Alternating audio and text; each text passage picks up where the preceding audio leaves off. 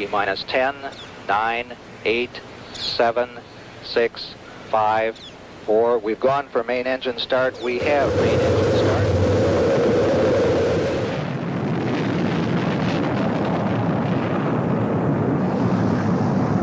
Ladies and gentlemen, rock and roll.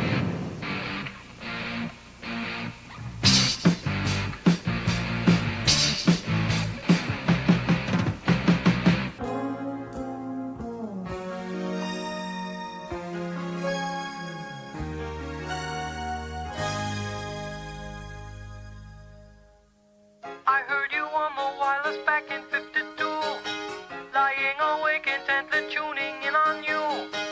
If I was young, it didn't stop you coming through. Step up in the party like my name was that bitch. Okay, whoa, Holiday. Wait, hold on, Holiday. You can't give it to him dry like that. You gotta get that shit wet first, nigga. Like, come on now. Bring that shit the fuck back. All these haters mad because I'm so established. They know I'm a beast, yeah, I'm a fucking savage. Haters, you could kill yourself. Hi, welcome to Vibration Cinema, the altered destiny of film. Today, I want to push the conversation of music videos as cinema because I think we've been stuck in describing how music videos are cinema and justifying their merits for a little bit too long. I think it's time we move past that conversation. So, for the uninitiated, in 1945, Louis Jordan made a short promotional video for his roadshow tours called Caledonia, using that song and 3 others to structure a narrative. It was such a hit that other bands started making short videos to promote their music as well. These are considered the prototypical music videos. Because of Caledonia's success, Jordan was able to take songs from his catalog and make narrative feature films out of them like Beware, Reap Petite and Gone, and The Lookout Sister. Basically, he invented visual albums too. And now all artists use short films to promote their music, and a lot of them even have full-on feature films. Beyonce has 4, Prince got like 10 outside of the vault, MJ's Moonwalker, Janelle's a motion picture, Cakes to Killa has one, Solange, Frankie Ocean, TV on the Radio, Yay, FKA Twigs. Tina Turner even released Private Dancer on VHS, which topped Billboard's brand new music video cassette chart back in 1985. These visual albums are used to further flesh out the ideas of the music and as promotion for the album, whereas in a musical movie, the songs are written to support the story and the film. And I just have to say, movies, motion pictures, pictures that move, it's really so simple. I don't care if you just... If it's a picture and it is moving, it is a movie. Period. What I find so interesting about music videos in relationship to black cinema is what Larry Clark describes as critical mass. When you talk about aesthetics, all right, and we always talked about black aesthetics for film, but we never could define it, You could define to some degree a black aesthetic for jazz. And one of the things that make an aesthetic, any kind of aesthetic, whereas jazz aesthetic, Indian aesthetic, Japanese aesthetic, you have to have a critical mass of people doing it. And in film, we never had a critical mass of people involved in the conversation. In jazz we did, in Japan, the Japanese have a real aesthetic that's Japanese. And so, but to get to that point, you have to have a critical mass of people who are, and that, they don't have to be Japanese, by the way, because Japan, the language is based on, the kanji is based on Chinese characters.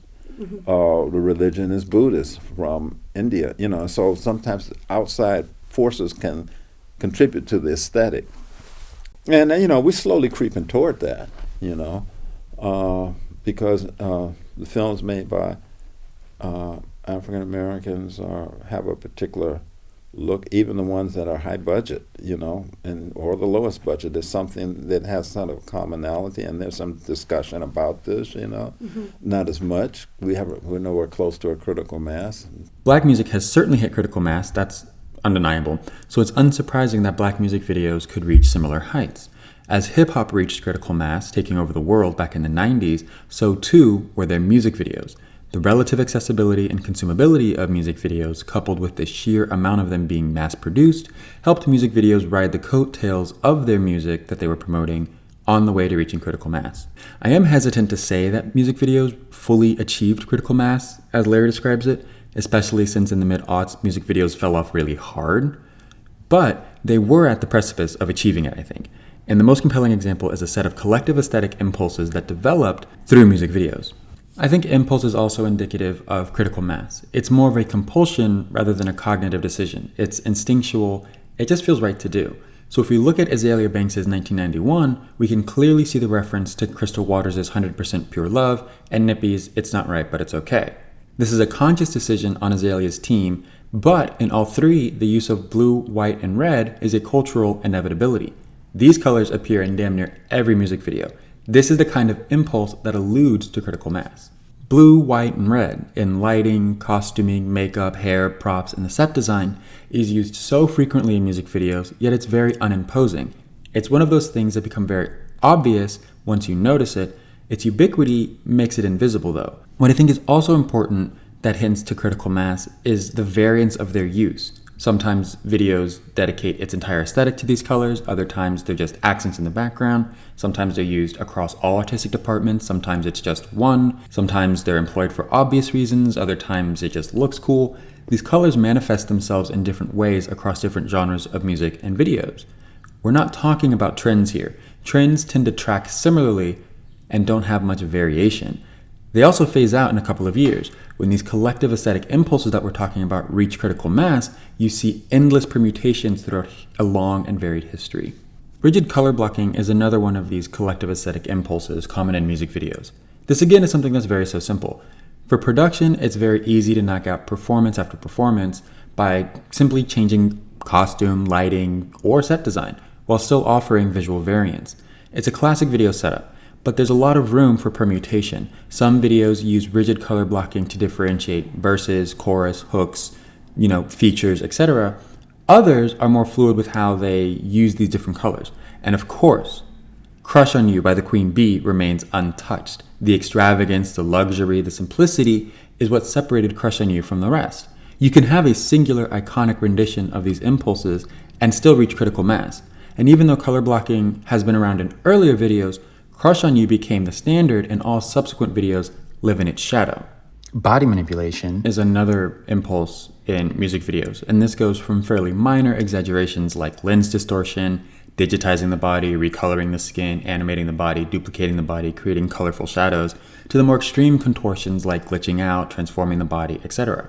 Artists like Death Grips and Ludacris consistently use body modification in their video output, and I'm sure Arthur Jafa has a lot to say about the distortion of black bodies in this context, probably along similar lines to how he outlines the dub structure in black music here. So I like to say Afro-American culture is a culture that was built in free fall, right?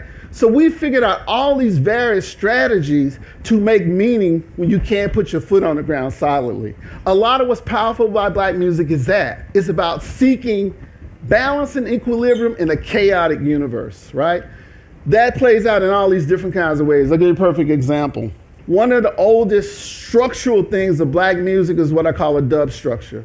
All it means is all the instruments are playing, the drums, the bass, the guitar, whatever, the composition, anything. And at a certain point, everything drops out except one thing. And then shit rushes back in. What is that about? It's a musical structure, but before it's a musical structure, on almost a psychoanalytical level, what it is the experience that black people have had of things dropping out. It's the trauma of not knowing. So what we hear in black music in these dub strokes is, it's interesting sounding to your ear, but what it is black people creating a universe in which that rupture, that loss, is fixed. So that's just like one example of what I'm trying to describe, how these things play out on a perfectly abstract level, but they really are completely bound up with super emotional things. Speaking of AJ, blackness is a culture of movement. Migration, racing, preening, and cinema is a kinetic art form. There's fertile ground to till black movement culture in cinema. Dance is integral to black music, obviously, so it isn't surprising that motion becomes an aesthetic cultural impulse in a medium where performance is expected. I like to cheekily call this art of motion kin aesthetics. Michael Jackson hired Michael Peters to do the choreography on Thriller, and since then, so many artists, especially pop stars, have incorporated choreography into their videos. There's something so pleasing and so foundational about the fluidity of body motion, camera, and editing. It's iconic. It's film's equivalent to Garlic and Onions. And so many of these dances we've learned from music videos became staples at graduations, at weddings, at funerals. There's no way that we can talk about collective, aesthetic impulses and kinesthetics without mentioning the overuse of. This has become probably the most well-known impulse that music videos produce. In part, of course, to emphasize the extravagance of the bling bling era, but to our purposes to emphasize movement. Highlighting motion in such a way goes all the way back to the earliest films of Muybridge and the Zapraxiscope. Actually, a lot of early cinema survives in music videos. The Lumiere brothers in 1905 and Cakes to Kill It in 2017 paint footage of dancers to exaggerate and accent movement for very specific forms of dance. Loie Fuller's Dance Serpentine and Vogue, which comes from ball. Colored light bathing a scene is reminiscent of color tinting, short stories told simply and visually in under 5 minutes, that's both of them. A lot of these techniques and genre of films were either abandoned or cannibalized by the burgeoning Hollywood and other national film industries.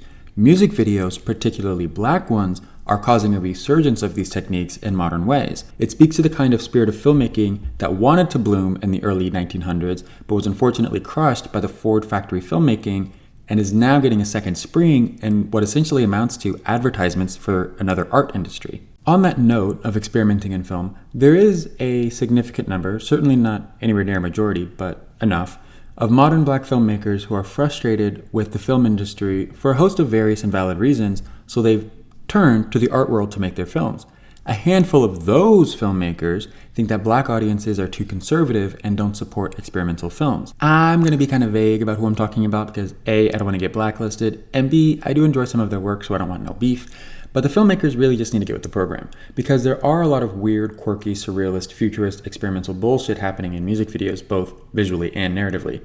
And these videos are fairly accessible. They played on MTV, VH1, and BET before school, after work, and on the weekends. And now that accessibility has transformed with YouTube and social media, we have a wealth of popular black experimental films that are easy to view, provided of course that you have internet access. There was a time in music videos where directors might have been able to make a lucrative living, but that certainly is not the case now. The realities of production are just not the same as they were from the 90s to the early 2000s. But in today's art world, that money is able to be got. So I'm not necessarily coming for these art gallery black filmmakers who are trying to get a bag, although they should definitely think about accessibility and community outreach a lot more, speaking of course of the ones who actually want black people to show up. What I'm trying to demonstrate is that the quirk of music video production allows us to have popular black experimental films that become part of the cultural lexicon, that there are iconic and beloved experimental, weird, kooky black images.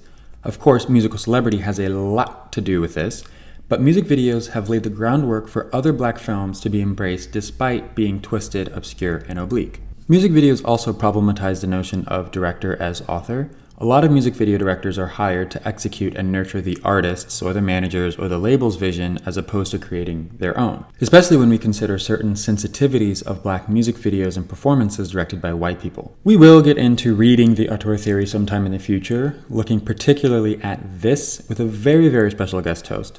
Although, we do have to shout out Hype Williams and Director X, Khalil Joseph, Karina Evans, Paris Barclay, Chris Robinson, Melina Matsoukas, Brian Barber, Benny Boom for creating some of the most iconic and beloved black images. Love you all. But for now, I want to highlight 3 artists whose body of work follows and develops a consistent vision or preoccupation. Of course, we have to start with Missy Elliott. She touches everything that we've talked about so far: color, kinesthetic, slow motion, and of course, body modification. Obviously, she is the body mod queen. She's practically written the book on how to recolor, stretch, erase, transform, distort bodies. She's done just about everything to manipulate her body. Famously, she used the inflatable trash suit and a fisheye lens to over-exaggerate her body to respond to stupid comments about her size. She also has the most insane video concepts and backdrops for her videos. Alien invasions, King Kong, Rock'em Sock'em robots, you know the works. And she even has a museum-inspired visual album with iconography. What I really like about Missy is that she leans into fantasy. She'll blatantly have bad CG elements for things that could have easily been shot physically. For someone who is bored by realism, especially with what we're doing now, I love how much joy she has in artificiality. She's really my favorite and such a huge inspiration on me because of her music videos. Like, even objectively speaking, I don't think anybody comes close to Missy. Like, bow down. Janet is another top inspiration of mine. Her and Missy are like the preeminent futurists of our time. Shoes that transform, touchscreens back in '93, mundane Afrofuturism, you know? And when we do talk about choreography, nothing comes close to If.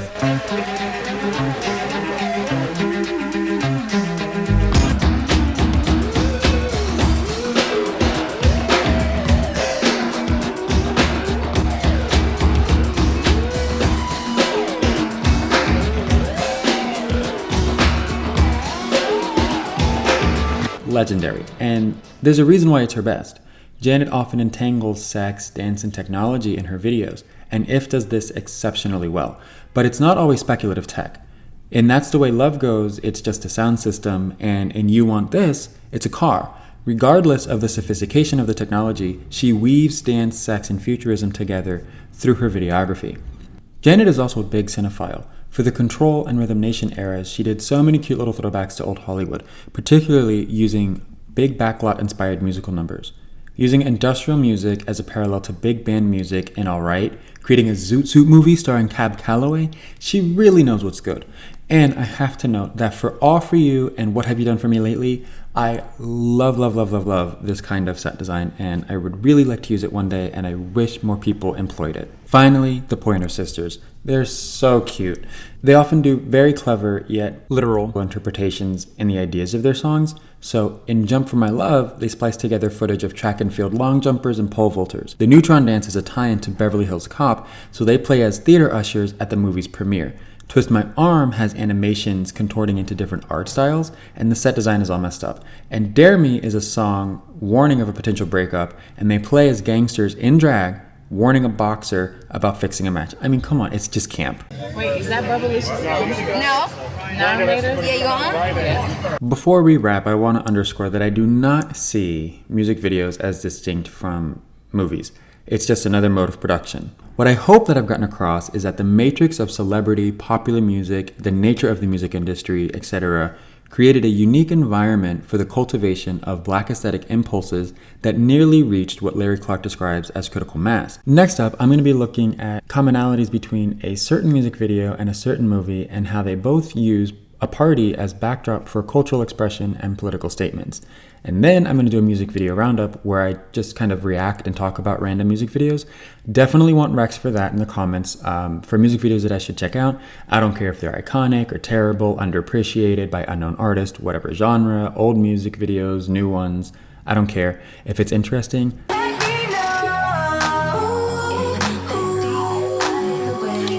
and for June, we're going to have a big old gay time for Pride, so stay tuned for that. And in great news, I am teaching a course for No Evil Eyes Alternative Summer Film School, Film Futura. Applications are open now with a deadline of June 7th. The lineup of classes and panels and educators is so stacked.